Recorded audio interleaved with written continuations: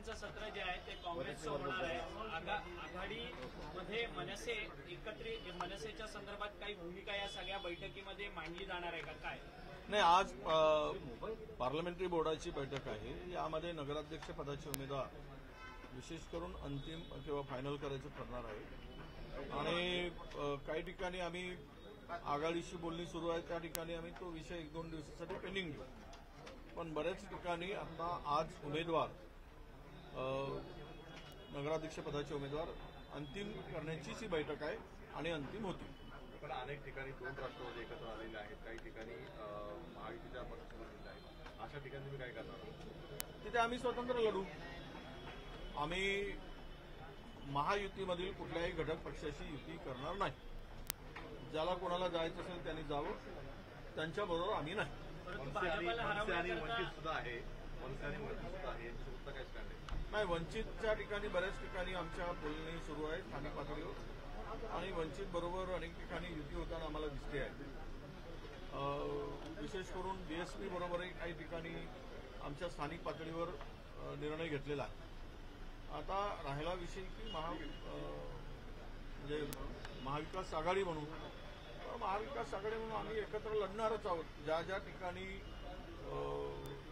त्या सगळ्यांच्या बैठकीतून अंतिम झालेला आहे त्यांना आम्ही हिरवी झेंडी देणार आहोत आणि पण ते ठरलेलं आहे। सर, भाजपच्या विरोधात स्थानिक स्तरावरती सर्वच पक्ष एकवटताना पाहायला मिळतात। अशा पद्धतीने जर काँग्रेस भाजपला हरवण्याकरता स्थानिक स्तरावरती मदत करण्याकरता एकत्रित येईल का? कारण की कणकवलीत तसा प्रयोग होताना पाहिला नाही। कणकवली हा काय अपवादात्मक असेल? पैसा, संपत्ती, धन, ताकद, काय त्याला दडपशाही, दादागिरी, हे यावर कुठे काही निर्णय होत असतील तर ते त्या ठिकाणी तो निर्णय वेगळ्या पद्धतीनं काय विचार व्हायचं होईल। मग महाराष्ट्रामध्ये काय भाजप म्हणजे काही सर्वोपरी झाला आहे ना, ते सत्तेच्या भरोशावर आणि पैशाच्या भरोशावर, धनाच्या भरोशावर सगळंच काही त्यांच्या बाजूला होईल असं नाही। लोकांच्या मनामध्ये आज जे काही चाललंय किंवा वातावरण आहे महाराष्ट्रातलं, त्यामध्ये स्थानिक पातळीवर स्थानिक स्वराज्य संस्थांच्या निवडणुकामध्ये नक्कीच लोक महाविकास आघाडीला कौल देतील, हे वातावरण आहे। सर, पुणे जमीन गैरव्यवहार प्रकरणात अद्याप देखील पार्थ पवारांवरती कोणता गुन्हा दाखल झालेला नाही किंवा अजित पवार या सगळ्या प्रकरणावरतून हात झटकताना सातत्यानं पाहायला मिळतं। ते कसं आहे, तेरी भी चूक मेरी भी चूक, तू भी खा मैं भी खाऊंगा। आपण चोर चोर मावशे रे भाऊ, तुझं माझं काढू नको, मी तुझं काढणार नाही, असं सध्या राज्यात चाललेलं आहे। तर राज्यात पुन्हा एकदा कायदा सुव्यवस्थेचा प्रश्न निर्माण झाला आहे। सांगलीमध्ये दलित महासंघाच्या अध्यक्षाची केक कापताना हत्या करण्यात आली आणि जमावाने हत्या करण्यात आली। कुठे राज्यात कुठे कायद्याचं राज्य चालतं? राजेशाही, हुकुमशाही, दादागिरी हे सगळं असंच चाललेलं आहे। काही संपलं नाही। यांना स्वतःचा नाकर्तेपणा संपवायसाठी कायदा सुव्यवस्था जेवढी बिघडवता येईल तेवढी बिघडवण्याचं काम सुरू झालं आहे।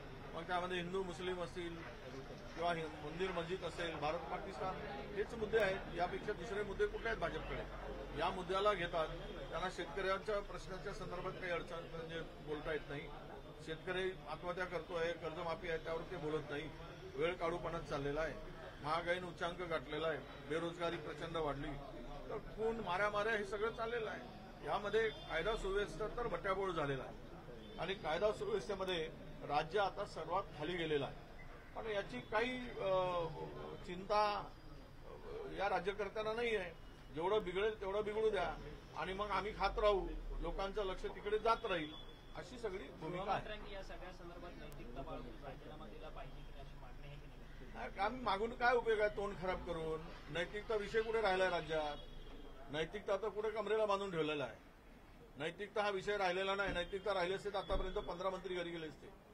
नैतिकतेची चाड नाही, नैतिकतेची लाज नाही, नैतिकतेचा गुण नाही, त्यावर बोलण्याचा काही मला वाटतं बोलणं काही उपयोग होणार नाही। तुळजापूर ड्रग्ज प्रकरणातील जे आरोपी आहेत त्यांचा भाजपमध्ये पक्षप्रवेश झाल्याची माहिती मिळते आणि या सगळ्या संदर्भात खासदार सुप्रिया सुळे यांनी मुख्यमंत्र्यांना पत्र लिहून या सगळ्या संदर्भातला जाब जो आहे तो विचारला नाही। आता ड्रग्सवाले आहेत, माफिया आहेत, बुकी आहेत, यांच्यासाठी नवीन मशीन आणलेली आहे त्यांनी आणि त्या मशीनमध्ये ते घालतायत।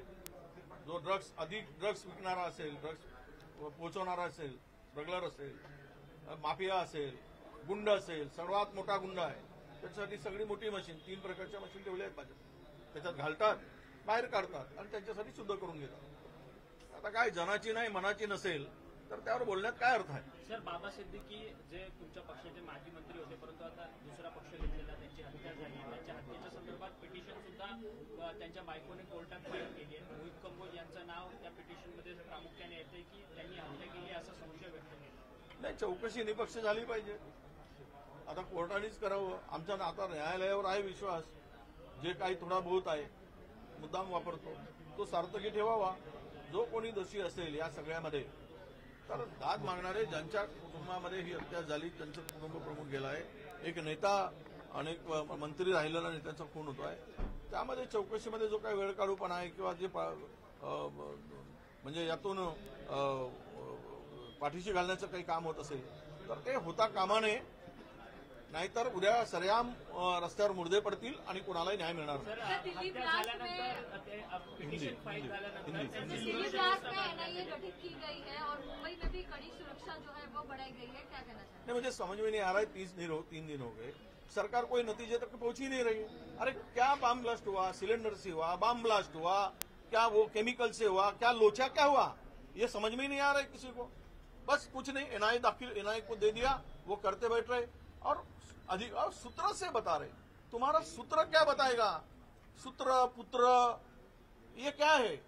सरकार ने बताना चाहिए आगे आकर कि ये घटना इस वजह से हुई है, ये बम ब्लास्ट है या और कुछ है. ये कोई सरकार अधिकृत बता ही नहीं पा रहा है. 100% सरकार 300 kg आरडीएक्स मिल जाता है और ये ऐसी घटनाएं होती है. ये तो गृह मंत्री का फेल्योर है, सरकार का फेल्योर है. बड़ी बड़ी लंबी बातें करते थे कि हमारे यहाँ पे ना टेररिस्ट आएगा, ना ऐसा होगा, ना वैसा होगा. नोटबंदी के वक्त भी बड़ी लंबी बातें की गई थी. अब ये सब खुलेआम हो रहा है तो इसकी जिम्मेदारी सरकार की है. लगातार क्रैकडाउन किए जा रहे हैं, लगातार कार्रवाई शुरू है. एटीएस की तरफ से महाराष्ट्र में भी कुछ जगहों पे छापेमारी की गई है, लोगों को हिरासत में लिया गया है. कहीं ना कहीं आपको लग रहा है ऑन ग्राउंड अभी सतर्कता दिखाई दे रही है सरकार की? अब ये देखो सच्चाई क्या है.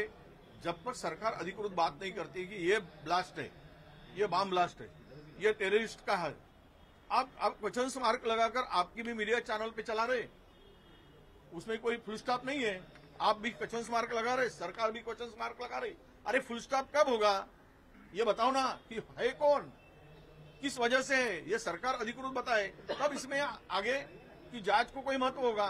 केवल वो प्रकरण में सच्चाई सामने नहीं आ रही, इंटेलिजेंस फेल्योर है, इसीलिए इस तरह ये छापेमारी करके ध्यान भटकाने की बात हो रही है, ऐसा मैं मानता हूँ. जी, आपने कहा कि अभी तक कुछ क्लियर नहीं हुआ है, क्या वजह लग रहा है? कुछ फिशी दिखाई दे रहा है आपको कि सरकार अभी तक खुल के कोई चीज क्या पुख्ता कुछ इस पे रखा नहीं गया अभी तक, जो भी ब्लास्ट हुआ है इसको लेकर?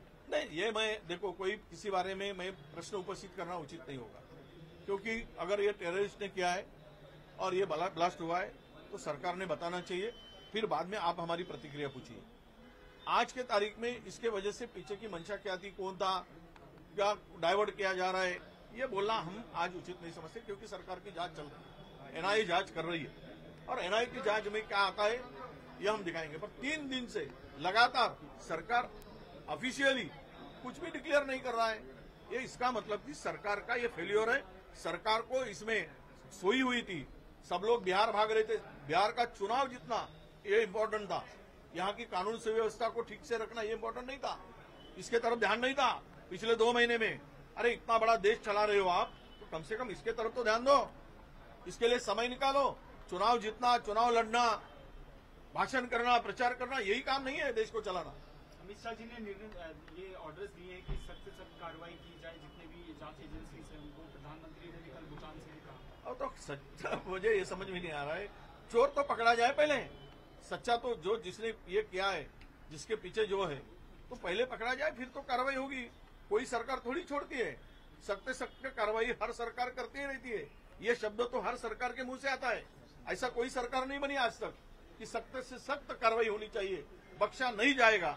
ये तो सरेआम ये शब्द का यूज होता है. पर कब होगा, किसके ऊपर होगा, कब पकड़ा जाएगा, ओरिजिनल जिसने ये किया है उसके ऊपर कब कार्रवाई होगी, ये सब बातों का अभी उत्तर आने का सवाल जो है उसका जवाब नहीं आता है. तब तक हम लोग इस बारे में ज्यादा बात नहीं करेंगे. Thank you.